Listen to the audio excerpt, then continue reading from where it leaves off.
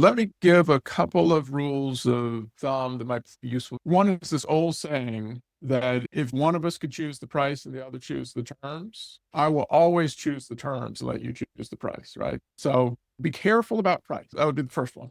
Second is that the best terms or price that a seller ever see are when they sign an LOI or letter of intent. And so they should expect price and terms to go down between LOI and closing.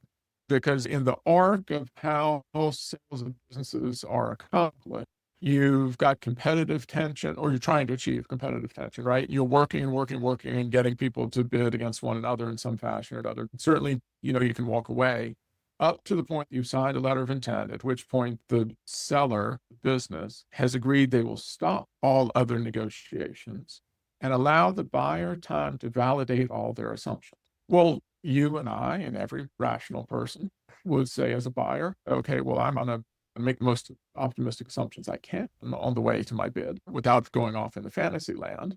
And then as I go validate them, there's only really one direction for my optimistic assumptions to go. And things are going to get nicked away as you deal with the reality of assumptions not turning out to be as great as the buyer had assumed. Now, there are some more devious people than that, too. Those who intentionally bid at fantasy levels and intentionally retrade deals later. They're not as small a minority as I'd like them to be, but let's put them on the side as a minority and say, look, among people negotiating in good faith, even then, the highest price will be at the letter of intent, and it will work its way down to closing. So because of that, we need to be mindful of a few things. First, terms beats price. Second, the highest point is that the letter of intent expected to go down.